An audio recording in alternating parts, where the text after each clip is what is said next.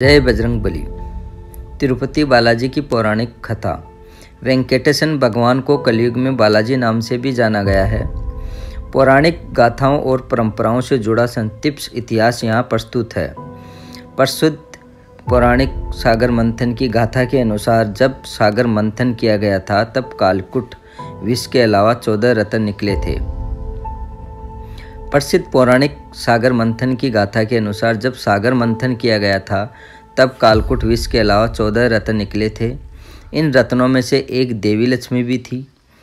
लक्ष्मी के भव्य रूप और आकर्षण के फलस्वरूप सारे देवता, दैत्य और मनुष्य उनसे विवाह करने हेतु लालायित थे, किंतु देवी लक्ष्मी को उन सब में कोई न कोई कमी लगी।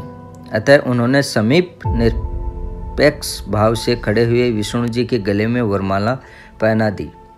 विष्णु जी ने लक्ष्मी जी को अपने वक्ष में स्थान दिया था। यह रहस्यपूर्ण है कि विष्णु जी ने लक्ष्मी जी को अपने हृदय में स्थान क्यों नहीं दिया। महादेव शिव जी की जिस प्रकार पत्नी अथवा अर्धांगिनी पार्वती है, किंतु उन्होंने अपने हृदय रूपी मानसरोवर में राजहंस राम को बसा रखा था, उसी समानांतर आधार पर विष्णु के हृदय में संसार के पालन हेतु उत्तरदायित्व छिपा था। उस उत्तरदायित्व में कोई व्यवधान उत्पन्न नहीं हो, इसलिए संभवतः लक्ष्मी जी का निवास वक्ष स्थल बना। एक बार धरती पर विश्व कल्याण हेतु यज्ञ का आयोजन किया गया। तब समस्या उठी कि यज्ञ का फल ब्रह्मा विष्णु महेश में से किसे अर्पित किया जाए। इनमें से सर्वाधिक उपयुक्त का चयन करने हेतु ऋषि भृगु को नियुक्त किया गया।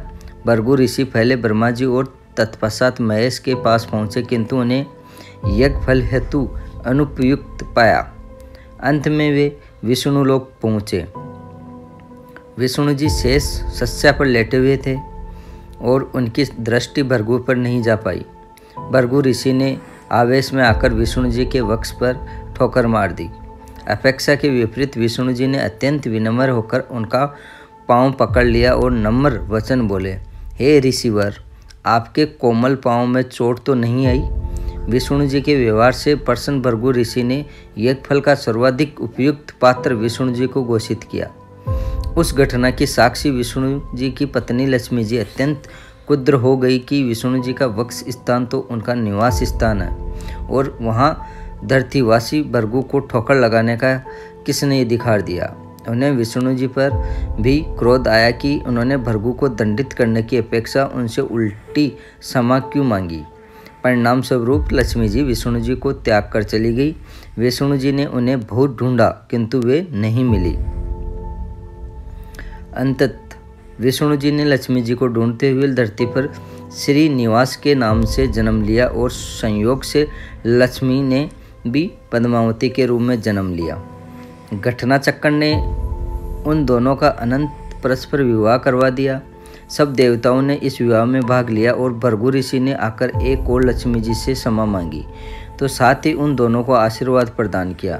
लक्ष्मी जी ने भृगु ऋषि को क्षमा कर दिया, किंतु इस विवाह के अवसर पर एक अनहोनी घटना हुई। विवाह के उपलक्ष्य में लक्ष्मी जी को भेंट करने हेतु विष्णु जी ने कुबेर से धन उधार लिया, जिससे वे कलयुग के समापन तक ब्याज सहित चुका देंगे।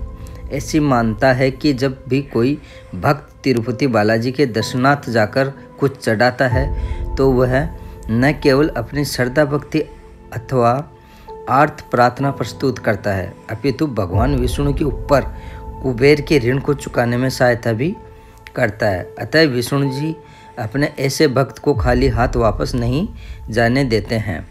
जिस नगर में यह मंदिर बना है उसका नाम तिरुपति है और नगर की जिस पहाड़ी पर मंदिर बना है उसे तिरुमला श्री प्लस मलय कहते हैं। तिरुमला को वेंकट पहाड़ी अथवा शेषाचलम भी कहा जाता है। यह पहाड़ी सर्वाकार प्रतीत होती है, जिसके 7 चोटियाँ हैं जो आदि शेष के फनों की प्रतीक मानी जाती है। इन 7 चोटियों के नाम क्रम से शेषाद्रि, नीलाद्रि, गरुड़ाद्रि, अंजनाद्रि, वृषभाद्रि, नारायणाद्रि और वेंकटाद्रि है। जय बजरंगबली। इस प्रकार श्री तिरुपति बालाजी की कथा संपूर्ण हुई। पौराणिक कथा।